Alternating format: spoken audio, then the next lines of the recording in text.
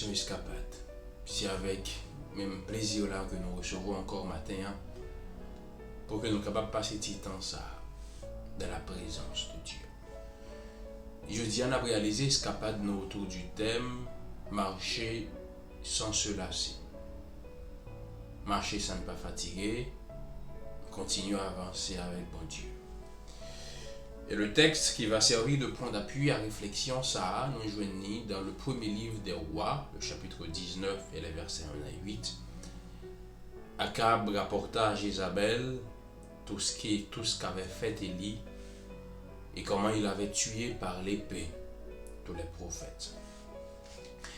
Jézabel envoya un messager à Élie pour lui dire que les dieux me traitent dans toute leur rigueur si demain, à cette heure, je ne fais de ta vie ce que tu as fait de la vie de chacun d'eux. Élie, voyant cela, se leva et il s'en alla pour sauver sa vie. Il arriva à Beersheba, qui appartient à Juda, et il y laissa son serviteur. Pour lui, il alla dans le désert, où après une journée de marche, il s'assit sous un genêt et demanda la mort en disant « C'est assez. Maintenant, Éternel, prends mon âme, car je ne suis pas meilleur que mes pères. » Il se coucha et s'endormit sous un genêt. Et voici, un ange le toucha et lui dit « Lève-toi, mange. » Il regarda et il y avait à son chevet un gâteau cuit sous des pierres chauffées et une cruche d'eau. Il en mangea et but, puis se recoucha. L'ange de l'Éternel vint une seconde fois, le toucha et dit « Lève-toi, mange, car le chemin est trop long pour toi. » Il se leva, mangea et but. Avec la force que lui donna cette nourriture, il marcha 40 jours et 40 nuits jusqu'à la montagne de Dieu, à Horeb. Marcher sans se lasser. La Bible, mesdames, messieurs, dressait le portrait d'un Élie qui pas souvent glorieux. Il va présenter un Élie qui est parfait, il y a un Élie qui pas gagné aucun moment de faiblesse dans la vie. La Bible élaborait la figure d'un Élie qui est étonné et qui déconcerté. Nous capables dans la construction ça, il y a un Élie qui tantôt fort, il y a un Élie qui tantôt faible, ça qui apprend moi avec vous que la vie a pas seulement des moments de force, des moments de joie, mais aussi des moments de faiblesse que nous pas toujours à niveau que nous t'a souhaité hier ou à niveau que bon Dieu t'a souhaité nous hier, que parfois nous forts, que parfois nous faibles. Entre le courage d'Élie au Carmel, donc en histoire, quand il tuait les prophètes de Baal et sa fuite devant Jézabel, sa persévérance à prier et sa déprime devant l'échec, le lecteur a visé à propre situation dans la figure d'Élie, à comprendre que même Jean avec Élie, dans le chemin que l'y engage Élia, c'est pas un chemin qui seulement gagne haut, mais c'est un chemin qui par moment gagne bas. Et même par moments gain de très bas là-dedans. Le récit que nous avons étudié aujourd'hui est rattaché à l'épisode du Carmel en 1 à 18. Le tableau central de l'événement du Carmel y confrontait les prophètes de Baal et le prophète de Dieu avec un enjeu de taille, c'est que les prophètes de Baal et Élie voulaient convaincre le peuple là pour te rallier à la divinité la plus puissante. Pour nous comprendre la confrontation, nous devons situer ce récit dans le contexte du chapitre 17. Le chapitre 17 qui éclaire sur l'origine de ce conflit. Nous connaissons l'histoire d'Élie, qui, en opposition à Akab, annonçait que la pluie pas tomber, jusqu'à ce que lui-même Élie l'ait décidé autrement. Au terme, au chapitre 18, le conflit semblait résoudre par le Seigneur en faveur d'Élie. La pluie tombée, Élie montrait c'est lui-même qui gagnait puissance, que c'est bon Dieu la gagne puissance.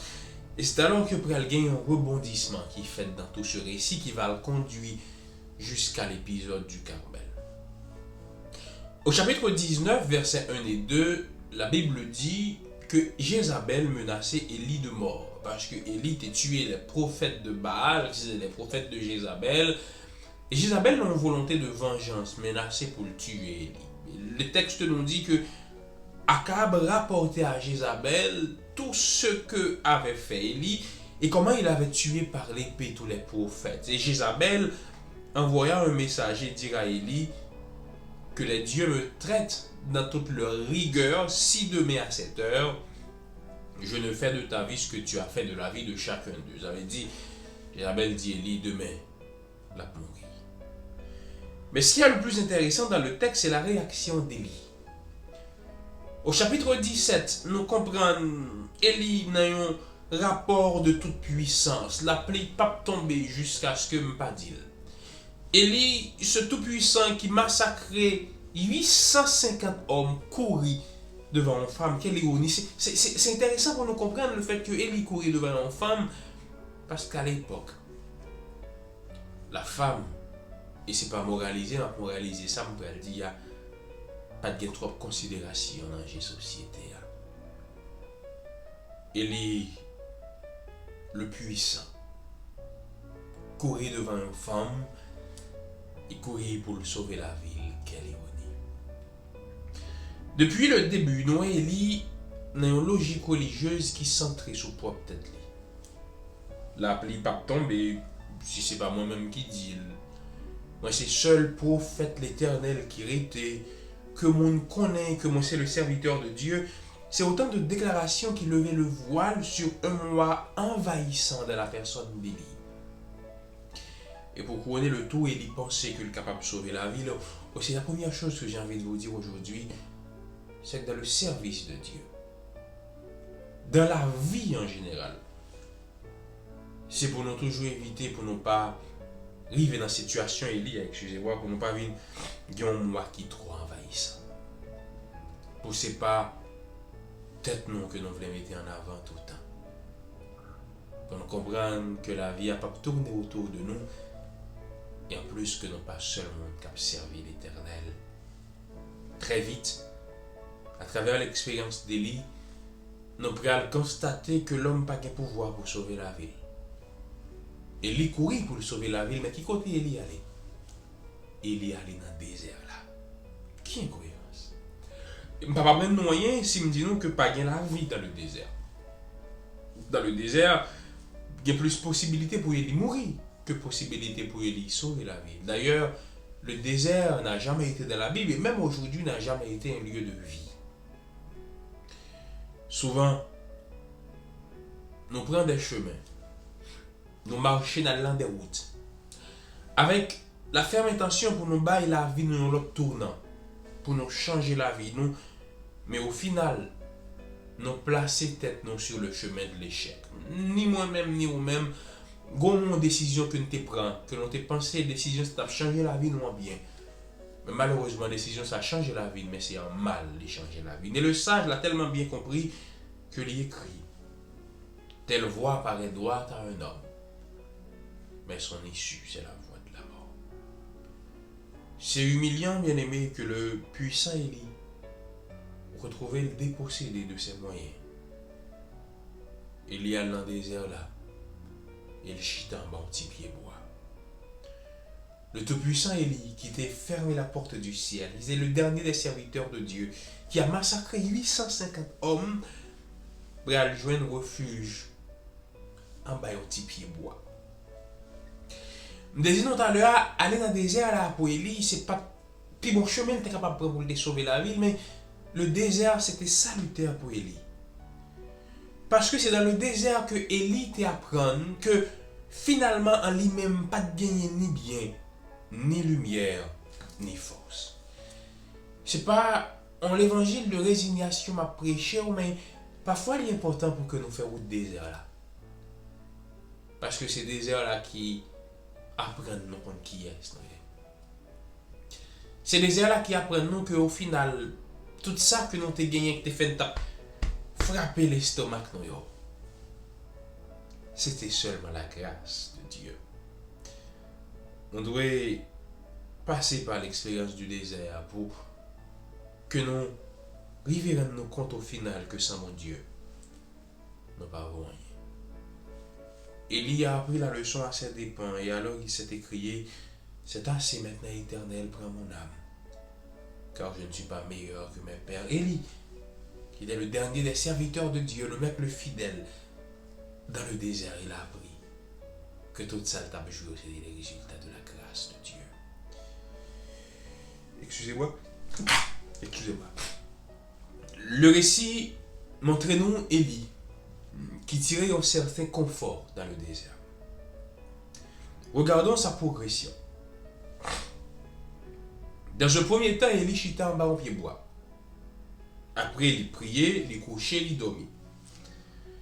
La situation d'Élie, c'est la condition de tout homme qui enlace le péché.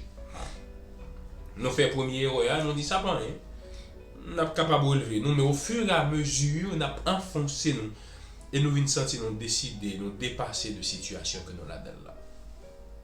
Ça qui est plus bon pour Élie, c'est que Élie pas retrouvé sous ce jeûnet.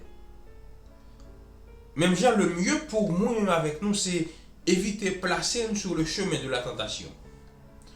Mais si ça t'arrive que moi avec on retrouve sur le chemin de la tentation, espoir pas fini pour nous parce que côté nous y a bon Dieu a venu chercher nous. Et la banne l'autre chance. C'est même ça le fait pour Élie. Élie dormi. Ange l'a venu une première fois. Élie dormi. Ange l'a venu une deuxième fois. Élie dormi. Ange l'a venu une troisième fois. Pour les bailler il force pour que Élie capable de sortir dans la situation que lié a. Peut-être que famine, zamine, ou même l'église là abandonnée dans le pied bois, côté de coucher n'a dormi. Même content pour me dire que bon Dieu pas pour jeter.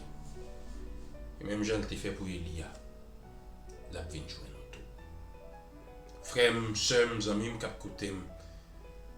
Dans une situation qui est désastreuse, qui est encombrante dans la vie nous. La parole de Dieu suffit seulement pour les relever nous et aider nous à avancer. L'ange de l'Éternel dans l'Ancien Testament, il y a certains théologiens qui pensent que c'est une manifestation de Jésus. Et Jésus c'est Dieu. Donc, après que Dieu finit de parler avec Élie, il y a une nouvelle perspective qu'il ouvrit pour Élie. Dans le désert, abattu par la faim et la soif, Élie joint de la nourriture et de l'eau. Je ne sais pas qui épreuve à traverser matin. Je ne sais pas non plus qui apparenté à un désert dans la vie. Mais moi, je connais que dans le désert, bon Dieu a bon moyen pour sortir de situation que vous vivez là. Dans le désert, le Seigneur apaisera votre faim et il étanchera votre soif. Comme il dit, nous allons entreprendre un long voyage. Route la longue, les difficile. Mais nous sommes capables d'entreprendre un voyage avec sérénité parce que bon Dieu a veillé sur nous. Il y a une force que nous avons besoin pour nous arriver au bout. Le texte du récit confirme ça, me dit. En effet, nous lisons au verset 8, avec la force que lui donna cette nourriture, il marcha 40 jours et 40 nuits jusqu'à la montagne de Dieu, à Horeb. Lorsque route la vie longue, meilleure solution, c'est pour nous puiser force dans mon Dieu. Élie t'épuisait force dans la nourriture que Dieu lui avait donnée. David t'épuisait sa force en Dieu face à Goliath. Jésus dans le jardin de Gethsémani t'épuisait sa force en Dieu. Et c'est ça qui fait être capable de marcher sans se lasser. Et c'est pour ça que je l'invite à prier. Aujourd'hui, à prier pour dire bon Dieu, au besoin de bonne force pour capable avancer dans l'épreuve. Notre Seigneur et notre Dieu, nous remercions parce que dans le voyage ça que nous avons fait, on ne peut pas quitter nous pour continuer à promettre, pour nous la force nécessaire pour que nous soyons capables de marcher. Nous avons des épreuves qui sont extrêmement difficiles que nous avons traversées. Et nous avons l'impression parfois que nous pouvons continuer dans l'épreuve. Dans l'épreuve, ça, Seigneur, nous prenons souvent de mauvaises décisions. des décisions qui peuvent arranger la situation, mais qui en péril. Et maintenant, nous venons côté dépouiller de suffisance que l'on t'a gagné, qui te fait nous penser que nous sommes en mesure pour nous venir à bout de situation que nous vivons là, pour nous venir dire que nous n'avons pas de force. Et nous voulons demander de la même manière, côté Baye Eli, la nourriture qu'il fallait pour qu'il soit capable de marcher 40 jours et 40 nuits jusqu'à la montagne d'Oreb. Nous voulons demander pour faire même bagaille là pour nous tous. Pour venir prendre nous la force nécessaire et permettre que nous soyons capables de continuer le chemin.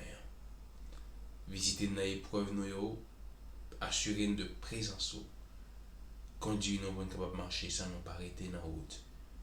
Parce que nous allons marcher pour nous rejoindre dans la Canaan céleste. Pardonnez-nous, bénis-nous pendant ce semaine, nous prions au nom de Jésus. Amen. Nous sommes contents à vous. Nous avons rappelé avant nous aller qu'il y a 3 barres au café pour l'émission. Prier, garder, partager.